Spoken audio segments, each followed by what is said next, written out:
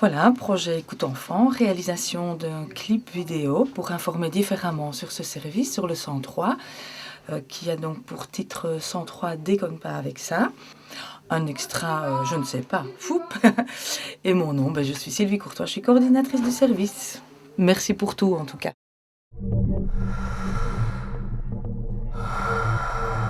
Au 103, Écoute Enfant, l'appel est anonyme et gratuit. Écoute Enfant, l'appel est anonyme et gratuit.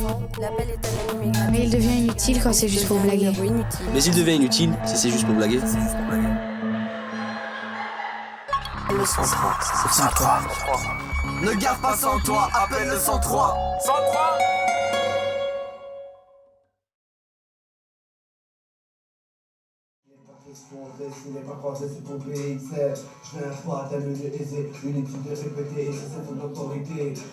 Le but de notre semaine ici à Cheftogne, c'était de réaliser un clip pour sensibiliser les jeunes un peu, parce que Écoute Enfant, c'est un numéro qui est disponible pour les enfants. Et il y a beaucoup de gosses qui font des blagues et donc ça empêche d'autres enfants qui sont vraiment en difficulté d'appeler. Au départ, les écoutantes d'Écoute Enfant ont été rencontrer le délégué général aux droits de l'enfant, Bernard De Vos, à qui elles ont exposé ce problème de l'envahissement de la ligne téléphonique par des appels inappropriés. Et c'est Bernard De Vos qui a eu l'idée d'associer des jeunes. Et donc il leur a proposé de s'adresser au CFA, à Coup de pouce et à Samarcande, parce qu'il sait qu'on fait un travail vidéo avec des jeunes, qu'on fait de la télévision, qu'on fait de la radio avec les jeunes, et donc qu'en s'adressant à nos organisations, il y aurait des jeunes qui sont déjà relativement motivés et informés du fonctionnement de la vidéo, quoi. Donc j'ai Mélanie ici à mes côtés qui vient de Samarcande. Donc tu peux nous expliquer un peu Samarcande, c'est quoi en globalité?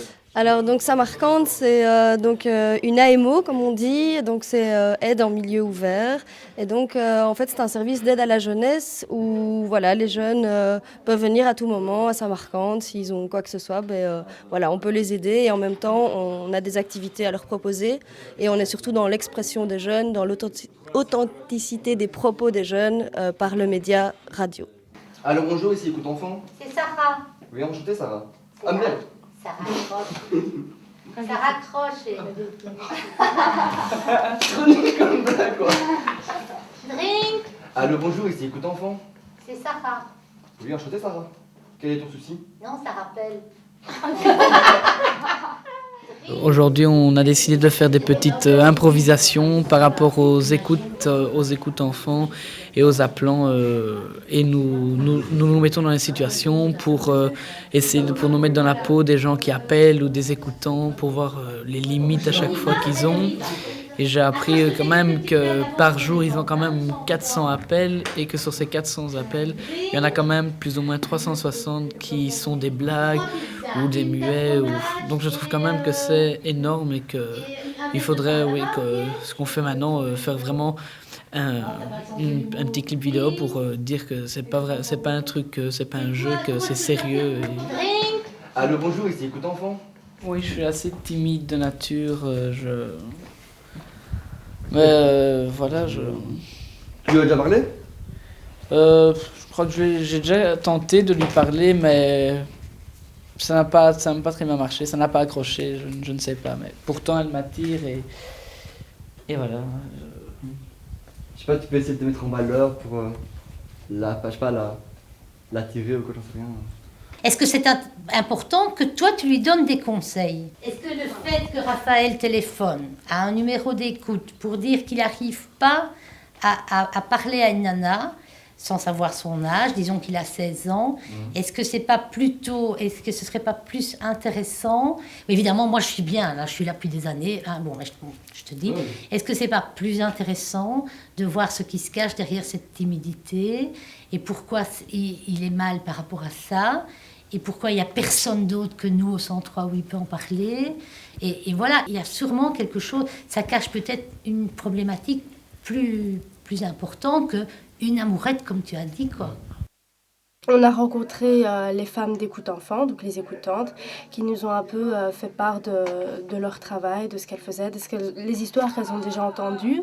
Et donc ça m'a vraiment touchée parce que bon, y a des enfants qui appellent et qui sont vraiment désespérés. Et c'est pour ça qu'il faut promouvoir d'une part le numéro, parce que je crois qu'il y a des enfants qui sont en difficulté et qui ne le connaissent pas. Et d'une autre part, il faut à tout prix que les blagues s'arrêtent parce qu'il y a des enfants qui n'arrivent pas à avoir le numéro et du coup voilà, ça empêche d'autres de joindre. Le but c'était de se promener pour pas rester tout le temps là-bas, mais aussi de voir les endroits où on pouvait filmer. Parce que jeudi on va pouvoir venir filmer ici, en bas au lac, et peut-être trouver encore plein d'autres endroits dans le truc, donc on va continuer à se promener. Que ce soit pour le rap ou pour tous les autres trucs.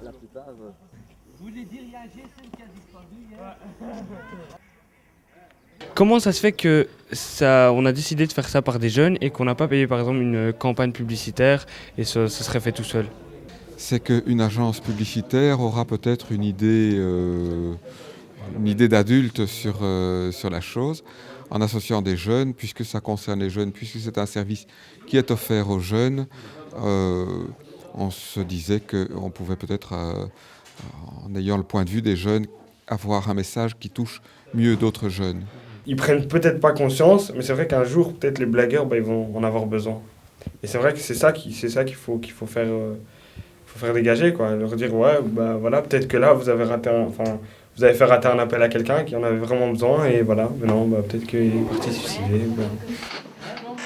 Le numéro, tu vas sur internet, aide à la jeunesse, ils vont te mettre 103, voilà, c'est pas compliqué. Tandis que expliquer pourquoi il ne faut pas faire de blagues et quelles sont les conséquences, je crois que c'est le plus important. Donc il y a d'une part l'idée de trouver un slogan. On fera un gros brainstorming tout à l'heure où on dira tout ce qui nous passe par la tête, même les pires conneries, et puis après on barrera les choses. Okay. Parce que l'idée c'est que si on fait plein de films différents, c'est qu'à la fin, avec leur logo ou un logo qu'on imaginerait ou quoi, on fasse une espèce de slogan à la fin. 103 décembre. Voilà, 103 machin, un truc qui pourrait rentrer dans la tête des gens. Rappelle le 103 si t'es 103. Voilà, mais gardez tout ça en tête. Ici, il y a 3 séquences. Une séquence dans l'arbre, enfin près de l'arbre, avec sa copine. Une séquence où il est avec son téléphone. Et au milieu de cette séquence, il y a une troisième séquence, c'est le flash. Soit vous partez de ça et vous réécrivez les dialogues, parce que moi j'ai écrit ça un peu à l'arrache. Soit vous le faites. Téléphone animé, il passe son répertoire. En revue. Ça c'est le deuxième truc, non? Ouais, mais le début c'est ça. Le début c'est ces deux séquences-là, un point sur un arbre, visage de profil, très gros plan, pied du garçon plus pied d'une fille. Okay. Et dans le dialogue, il y a Mais là, voilà, moi c'est là que... Qu'est-ce que je dois faire concrètement quand je lui dis ma phrase? Je reste comme ça ou je me retourne vers elle? Mais merde, tu comprends pas. Mais toi, quand tu vas pas faire que taper, à des moments tu vas rester comme ça, des fois ça. Donc elle va venir chez toi. Elle va venir chez toi, elle va faire, tu sais le numéro que je t'ai filé, machin, appel. Ensuite toi tu vas te retourner et tu lui dis, mais j'en ai rien à foutre. Et tu quittes, attends, si on va filmer comme ça, toi tu quittes par là. Tu quitteras par là. J'en ai rien à foutre et tu fuis. Tu fuis par où? Il va partir par là. Ah ouais, donc moi on me voit pas, moi je serai à l'écart. Ouais. Ok, ça va. Bon, on pose le pied. Putain, je suis dégoûté. Pourquoi elle m'a fait ça? Pourquoi? C'est bon, Smaïn, calme-toi. Putain, tu comprends pas. Mais tu vois le numéro que je t'ai filé là? Bah fais-le, appelle. J'en ai rien à foutre. Ne garde pas ça en toi. Appelle le 103. Appelle le 103.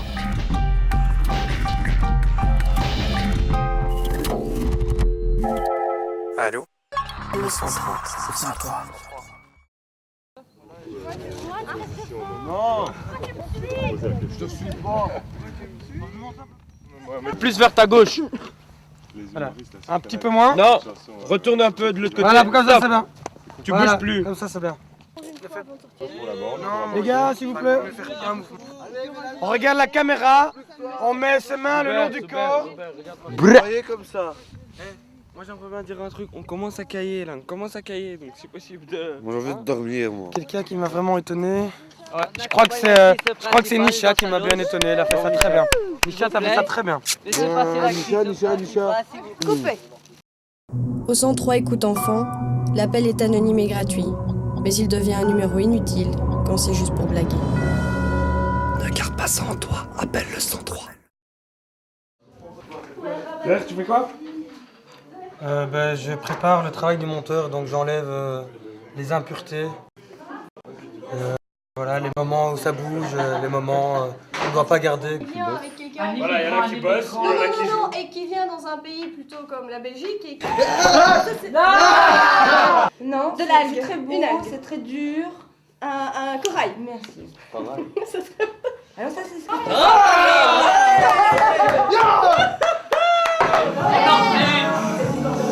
Allez Patricia, rapplique-toi. Mais viens ici. Toi qui es tout le temps avec les jeunes, qu'est-ce que l'ambiance, qu'est-ce que tu peux un peu nous dire plus? Super ambiance, il y a vraiment une super cohésion de groupe, les jeunes s'entendent tous bien entre eux. Malgré, voilà, chaque jeune a ses qualités, ses défauts, ses atouts, mais en fin de compte, voilà, ça se passe très bien et voilà. Pas comment faire, quel enfer, j'ai l'impression qu'on m'enferme, que dans la prison de ma vie j'ai pris 15 ans ferme, j'ai perdu ma mère, j'en garde un coup amer, mon père est alcoolo, j'ai pas le temps de dire à merde, depuis lors, chaque soir c'est le même scénario, lui après les coups de ceinture, fume son cigarillo, pendant que moi j'allume mon pet, je me disais que j'ai testé mon père, la vie je la fume en Perse, mais pourtant c'est pas mes poumons qu'on opère, voilà ce soir, je vous appelle et c'est pas une blague, ne me prenez pas pour un alien comme ceux de Men in Black. C'est un appel au secours et je brise l'anonymat car je frise le jour où je pourrais dire allô maman, voilà je m'appelle Max et je veux mettre terme à mes jours. Encore merci pour tout car ce soir j'ai l'impression qu'on m'écoute. Le mec qui fait semblant de porter or qui porte rien. Je vous propose de rentrer à l'intérieur des studios. Vous me suivez? Allez, on y va. Genre Michael Vendetta. Avec ton bonnet classe. Voyez ici le premier matériel. L'électricité, très important. Si vous avez des acteurs qui jouent tous les week-ends à faire la vaisselle. Continuons la visite. Vous voyez ici un centre de repos où on propose à toutes sortes de bricolage en tout genre. Qu'est-ce que tu en penses par rapport à ce que tu as vu? D'un côté, je suis assez heureux parce que la sauce a bien pris. Ils se sont appropriés le projet, ils se sont rendus compte que ce service était quelque chose qui pouvait vraiment dépanner des jeunes et donc il y a une véritable mobilisation. J'ai découvert la fumette sans pouvoir assumer. Cette salope faisait marier à plus ou moins d'années, mais j'abaise. Et je lui fais un enfant qui est allumé, donc fille n'y va ensemble, mais si elle t'aime pas, ça sert à rien de t'acharner mon flot à la classe car j'invite à charner. Il y a des trucs d'autres couleurs. Un moment que j'ai bien aimé dans la semaine, c'était. Je pense que c'était le tournage, vu que j'aime bien la caméra. J'ai aussi fait le rôle d'acteur. Qu'est-ce que t'es en train de faire, ça, là? Là, je suis en train de maquiller Rabat parce qu'il va passer pour son spot. Et donc, il doit jouer la victime, mais bon, on essaie quand même d'enlever le plus de défauts possible. En fait, le truc là, c'est qu'on est tous en train de dessiner sur des feuilles qu'on va superposer. Enfin, on va les mettre l'une sur l'autre. Donc, tu vois, là, il y a des dessins différents. Et ça va se trouver en fait en dessous de la tête de Rabat. Donc ça exprimera un peu son mal-être parce qu'on va déchirer les feuilles et à chaque fois tu verras la feuille d'en dessous apparaître, quoi. Donc Rabat, il va être la victime aujourd'hui en fait. C'est la grosse victime de la journée. Ça te fait quoi de passer de derrière la caméra à devant la caméra? Je préfère être quand même derrière la caméra. Pourquoi? Quelle raison? Parce qu'on a plus de pouvoir. Un test à manga. Comment tu te sens là? Là je me sens mal, là. Je sais pas ce qui va m'arriver, voilà quoi. A priori j'ai compris que tu vas te faire victimiser? Ouais, ils vont me lancer plusieurs, genre des branches, ils vont me donner des claques et moi je dois être neutre. C'est toi la victime aujourd'hui quoi? Uniquement dans le contexte du scénario.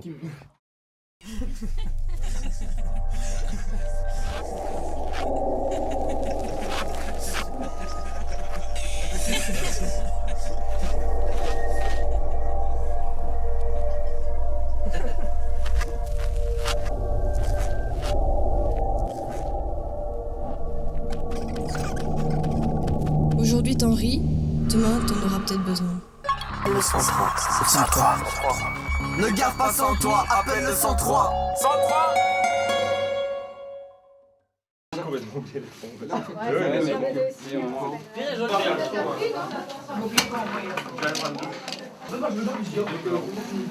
On a appris un peu ce que c'était le 103, donc, et puis on a commencé sur nos projets. Ensuite, hier soir, donc jeudi, on a tourné nos petits clips. Et aujourd'hui, on va prendre la prise de son. Ne garde pas ça en toi. Appelle le 103. Fais quelques-uns. Essaye de donner des tons différents à chaque fois. Il y a répète et répète qui sont sur un bateau. Il y a répète qui tombe dans l'eau. Qu'est-ce qui reste sur le bateau? Écoute, maintenant je vais devoir accrocher. Au revoir, bonne journée. Après, qu'est-ce qui va se passer? Évidemment, pour que ça ait un impact, il faut que ça soit diffusé. Pour le diffuser, voici ce qui est prévu. C'est d'une part le diffuser sur l'émission Coup de pouce, vous êtes là, et donc on aura l'occasion de voir les spots à cet endroit-là.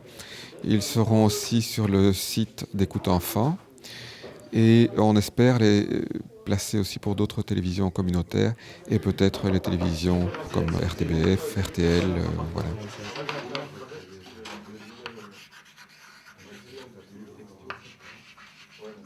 Le projet, ça a permis à des jeunes de s'exprimer et de s'adresser à d'autres jeunes. Donc ça, c'était vraiment excellent. Petite impression, fière. Je suis fière d'avoir vu comment certains ont évolué, comment ils ont travaillé et de voir le travail d'équipe qu'il y a eu, malgré les tensions et compagnie. Face qu'à caméra.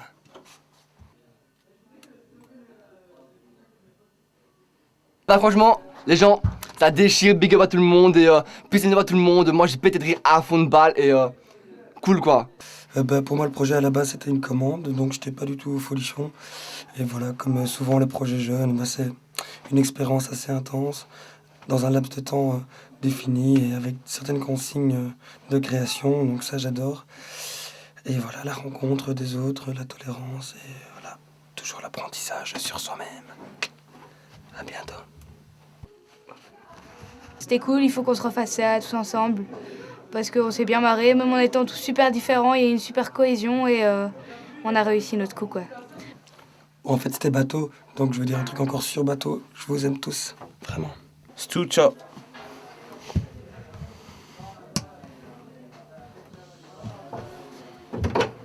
Cool. Voilà, j'ai... Bien, ouais.